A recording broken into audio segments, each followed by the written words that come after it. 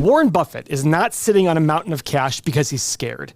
He's sitting on it because he's ready. He is ready to strike and he's ready to buy. He's ready to turn the next market crash into Berkshire Hathaway's biggest growth move in decades.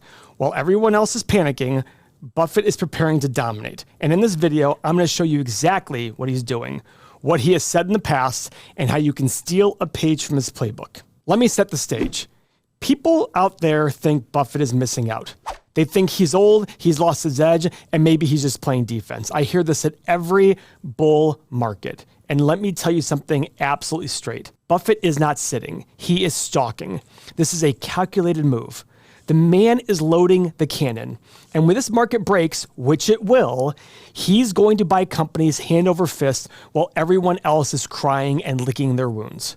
In this video, we're breaking down what Buffett is preparing for, how he has used this strategy before to grow Berkshire into a powerhouse, and what you can do right now to follow the same roadmap. You're not just going to hear about what he's doing, though. You're going to learn how to think like him, how to invest like a value investor, and how to build real wealth with principle-driven systems that work in any market. These are the strategies you're not going to hear anywhere else on YouTube. I absolutely guarantee that. Why? Because everyone else is too busy chasing the next AI stock or trying to time the top, or they need to make money so they make whatever video they have to make in order to do it. We give you the real deal. I'm going to show you that real playbook.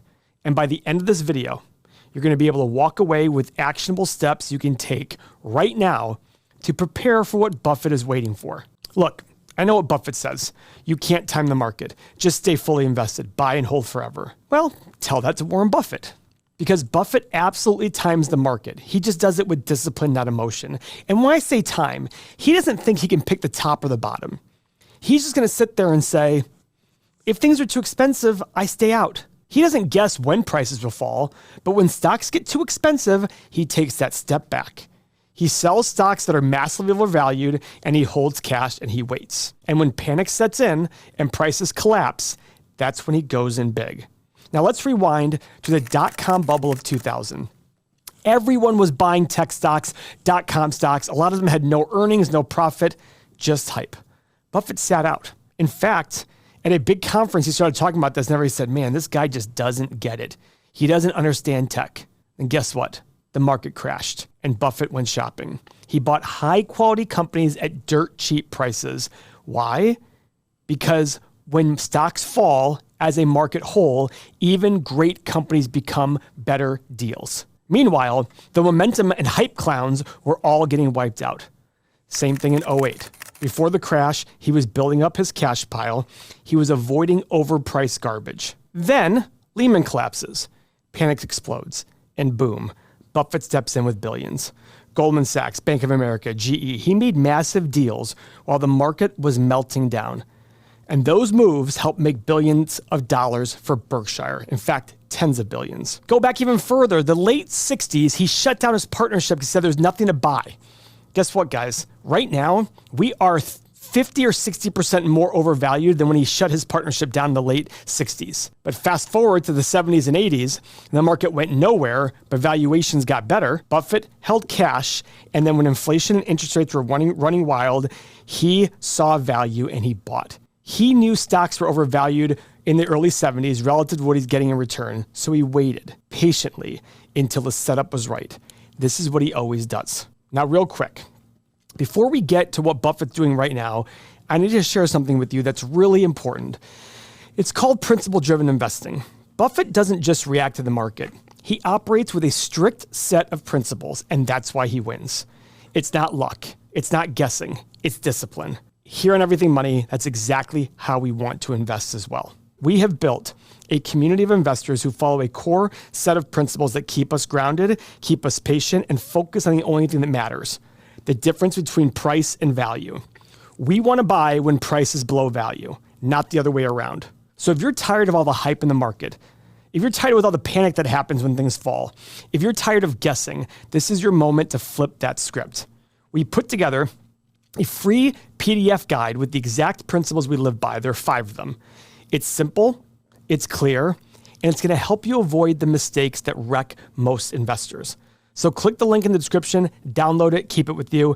It's 5 easy tenets, because once you understand these principles, everything else will start to make sense and fall into place. So here's what Buffett and Berkshire are doing right now. For 11 straight quarters, his company has been a net seller of stocks, cutting back on Apple, reducing Bank of America. In fact, he has sold over $177 billion worth of equities. And he's also got 90 companies he owns fully in cash that pay him out every single month. And that $350 billion he has in cash, he has that in treasuries paying him 4% or so every single year. So why does it matter that he has that kind of cash sitting around?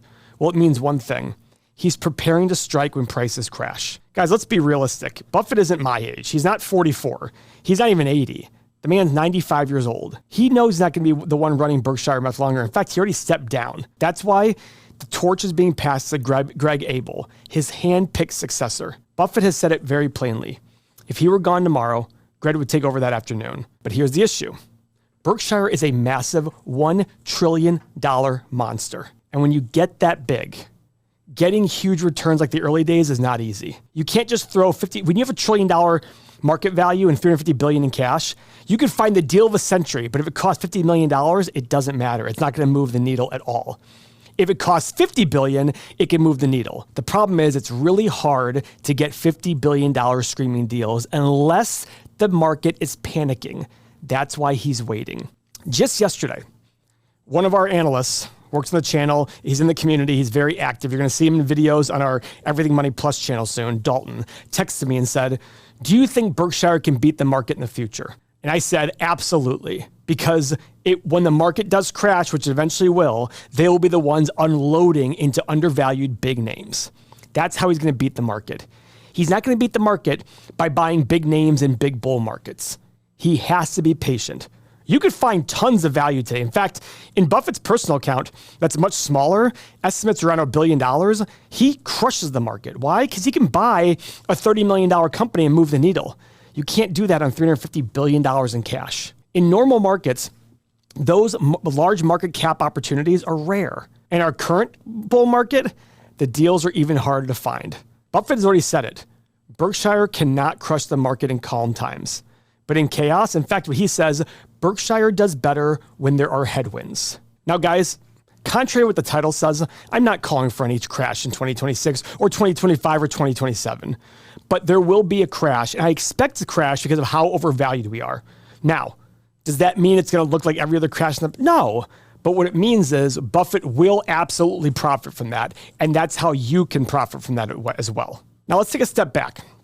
Because if we want to understand what Buffett is doing right now, we've got to look at what he's said and done in the past. So the question is, how does he know when it's time to pull back and when it's time to go all in? To figure that out, we've got to look at the lessons that he's left for us in his shareholder letters, because buried in all those pages is the exact playbook he's using today. I've read all of his annual letters going back to 1955 or 56. Guys, he lays it out exactly how he looks at things. And one of his most famous lines is, and it's abused by everybody, be fearful when others are greedy and be greedy when others are fearful. Guys, I love it when I hear crypto bros use that line, because it's so funny. They sit there and make fun of Buffett for not getting crypto, and they use this exact line because people are selling crypto. Well, guess what, guys? If I took a shit in a bag and put it for sale for $1 million and then lowered it to 100,000, that doesn't mean there's fear in the streets and you should buy that. It's still a bag of shit. But the key is you've got to understand what you're buying. If you understand what you're buying, fear goes out the window. Think about it this way. If I told you right now, for those of you who are watching who are not doctors, go perform open heart surgery, you'd be scared shitless. But if I trained you for 10 years, even if you had no medical background to do open heart surgery, something tells me in 10 years, you wouldn't be as fearful. When everyone right now is acting like stocks will go up forever, that's when Buffett pulls back. Because when the panic hits, when people are running for the exits, that's when he's going to step in with billions. Because he knows that people do not follow fundamentals. And his other big quote, when the tide goes out, you learn who's been swimming naked. What he means by that is, when the market does crash, you're going to know who's really the true good investors. Crashes reveal the truth. Weak companies, over-leveraged investors, the meme stock hype train, gone. But the great companies, the cash-generating, well-run machines with great balance sheets, they survive and they thrive. And guess what? Their prices will fall as well. But as an astute and fundamentally principle-driven investor, you're going to be able to look at that and say, this is the market overreacting. Buffett's crystal clear on this. Short-term predictions are useless. You don't need to guess when a crash is going to happen. You just need to be ready when it does. Buffett's game is very simple. Stay patient when the market's expensive. Build a watch list, and when panic hits, that's when you strike. Now let's make something very, very clear here. You and I are not Warren Buffett. You and I do not have $350 billion in cash. We don't have private deals getting dropped on our desk. So no, you can't just sit out like the market like Warren Buffett. He can wait 10 years, 20 years, 30 years for the perfect setup and still outperform because he's got size, he's got influence, and he has a deal network that you and I will never have. But guess what? You and I are building more from the ground up. That means our path is different, and Buffett knows that. In fact, he has told everyday investors what they need to do. Buffett has said over and over that the best thing for the average investor is to consistently invest in a low-cost S&P 500 ETF or fund, month after month, year after year. And he actually put in his will that when he dies, whatever money he leaves his wife and kids, 90% of it needs to go into low-cost index funds. Why? Because you really shouldn't time the market. And over time, that simple, boring strategy is going to beat well over 90% of Wall Street pros. That includes the hedge funds, the Harvard MBAs, the people who think they're smarter than the market. And it works because it's built on logic, not emotion, not hype, not timing. Logic and discipline. So no, we aren't Warren Buffett. But if we follow his advice and stay consistent and stay patient and disciplined, you don't need to be Warren Buffett. You're still going to win. And there's a way you can take advantage of the next market crash even without Buffett's cash. So maybe you're not sitting on those billions, but guess what? You can still win big. Because here's a simple truth. When the market crashes, stocks get cheaper. That's not theory, it's math. And guess what? If there's a recession attached to it, maybe some revenue and profit drops too, so valuations might drop. But suddenly, great businesses get thrown out with the garbage, and that's where you're going to be able to step in. While everyone else is crying about red charts, you're going to stay calm. Hey, spoiler alert, you might be like everybody in our community. You might actually get excited because you're going to stay focused and you're going to look for great companies, the kind of companies that generate real profits, have low debt, have strong leadership, and have the competitive advantage to get through a bad recession or bear market. And when they fall to your price, what are you going to do? You're going to buy them. You don't have to sit out of the market to do this.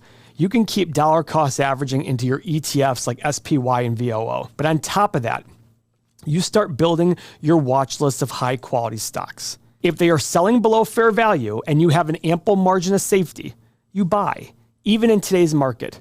I do the same thing. You know, it's funny. I see a lot of comments on YouTube. People will say, does this guy even own stocks? Guys, I own 28 companies. It might be 30 by now. I slowly buy them every month as they make sense. But don't think for a second that if a market crash hits, I will think those companies are going to go up in price. No, they're probably going to go down along with it. Guess what I'll do? I'll buy more of it. Because when companies go on sale, I strike. I want you to do the same thing. And guess what I also do? Every month, I buy low-cost ETFs. This is how wealth is built during crashes. Not by predicting the exact bottom, but by being ready when prices change and the price goes well below value. And that opportunity is going to smack you in the face. You just have to stay disciplined. You have to follow these principles, and you have to recognize that every time in history we've had a crash, they weren't disasters. They were opportunities. Every single time. Go look at the history of the stock market. Go look at 1929, where Dow fell almost 86%. Opportunity. That was one of the worst things that Big ever experienced. People lost their lives from that, guys. But financially, it was an opportunity. And in a second, I'm going to show you real quick how I value stocks. I absolutely teach on YouTube for this exact reason. I saw the garbage out there, the people out there who were just talking about hype. I could list all the names of all the terrible finance influencers out there. All they were people who got popular on one video and built it. Go look at our 3,000 videos. We started 4 or 5 years ago with the same kind of lessons we're teaching today. This is our point. Our point, I teach this because I want people to remember that there are always going to be good times after bad times. And now that things are really, really good, be ready for it not to be as great in the future as the past. Doesn't mean it's going to be bad. It just might not be as good. Now, there's a company that just reported, a company that I've been buying and I own. Remember, don't ever own a stock just because anybody on the internet has it. Even if Warren Buffett has it, don't buy it. We're here to teach a process so you can understand why you own the company. But it's a company by the name of PayPal, the Pay Pizzle. Now, PayPal hit an all-time high of $310 a share back in July of 2021. And it has plummeted since then, got as low as 50-something dollars a share. I look at PayPal and say, mispricing here. People would have looked at PayPal on its way up right here and said, this is a great stock, look at the chart. I would have looked at it and said, okay, well, that's the price, but what's the value? And people would have said, oh, Paul, you don't get it. The funny thing is, the same people who say it's good here would tell me it's crap here because of this. Imagine that. Being the person that is always looking in the rearview mirror at what has happened versus what you're getting in the future and what you're paying for that. That's what I want you to realize. We look at our 8 pillars here in this company. All 8 pillars are a check mark. That doesn't make it a buy. It tells us a story. This company has great metrics all around: buying back shares, low debt, revenue growth, net income growth, cash flow growth, high returns on the money they invest in the business, and good valuations. Okay, so everything's starting to come into place here. Now, what does the future hold? Well, guys, we don't know the future. The future's unknown. So our job is to make reasonable assumptions about the future, because every investment is going to be the present value of all the future money you earn, not the past money, the future money. But it's going to rely on 2 big things: that money you get in the future and the price you pay today. The more you pay, the less your return's going to be. The less you pay, the more your return's going to be. So here, this is where we go to a very, very simple stock analyzer tool. But guess what, guys? There's a reason why this thing is the most popular tool on our website, used over 1 million times per year by our users. This is used so much because it gives people a starting point and an ending point. I always tell people, go to the stock analyzer tool, start there, make your assumptions and see if it's even worth your time. Then, if it's worth your time, you do some research, because the worst thing you can do is fall in love with a story and ignore the numbers. This puts it all together, story, numbers together. So let's look at what my assumptions were on PayPal recently, so we can sit there and determine, is it worth it or not? So I'm doing a 10-year analysis here. I'm doing low, middle, and high assumptions for those next 10 years. First line, revenue growth. Guys, I did 5%, 7%, and 9%, okay? Profit margin and free cash flow. I'm going to focus on free cash flow here because, as you can tell, it's higher than its profit. I like that. That's a very good sign to me. I'm putting 16, 19, and 22. They've done 19% over the last 10 years. I'm going to put that in the middle. Now, what's the right PE for this company 10 years from now? Well, guys, the market average is 15 to 16. I go higher for good companies, lower for bad companies. What makes a good company? Growth rates, good margin, and increasing returns on capital. PayPal has all 3. Now, PayPal is also in a kind of a highly competitive industry, but they have a great reputation. So to me, I put 16, 19, and 22. For those of you watching on PE and price of free cash flow, if you said to me 20, 23, and 26, I could buy into that. It's got a great reputation. People go to it for trust, and all the numbers are getting better. Maybe it does deserve a higher premium. I don't know. But finally, what is my desired return? Now, guys, I put my standard 9 or 10% here to get my intrinsic value. This has no margin of safety. It's just to say, Paul, what do you think this company is worth right now? I hit the analyze button. Now, before I get there, though, I want to show you guys one thing. Our community members, this is the #1 stock owned by our community members. They have the average rating as a buy and the average intrinsic value of $92 a share. That means it's average market value. And it's currently selling for $70. I'm going to show you my numbers, and you might laugh at this because the average user in our community is $92. If you're scared of losing money in the market, I know why. You've probably been guessing. And I used to do the exact same thing. I would buy stocks because someone on TV said that they're going to the moon. But that's not investing. That's rolling the dice. And that's exactly why I built Everything Money. First, it was built for me. I wanted the tools that gave me clarity and helped take the fear out of investing. People saw me using them on YouTube and said, Paul, how do I get that software? And I used to joke and say, you can't, it's a big data feed. But then it dawned on me, no, I can make this for other people. So I did. And a real community of people who agreed to grow together was born. Real people sharing ideas, live chats, live streams, and tools that help you be better than 99% of investors out there. I still use these tools every single day, like Stock Analyzer, Real Estate Calculator, and Retirement Calculator. So stop guessing, start learning, try it for $7 for 7 days, and see how your confidence will replace fear. Click the link on your screen or go to everythingmoney.com. Look what I have. I have intrinsic value at a low side of 100, high side of 233, middle price of 155. I actually have a higher intrinsic value than our users in our community. So to me, I look at this saying, this is a company that could potentially return 21% a year based on a discounted cash flow model. Now, guys, earlier this year, I picked 7 stocks in order to go head-to-head with the real Magnificent 7. I'm calling them my own Magnificent 7. Click the video to see which stocks that I own and picked, how they stack up. And guess what? The results are absolutely going to surprise you. Thank you for your time.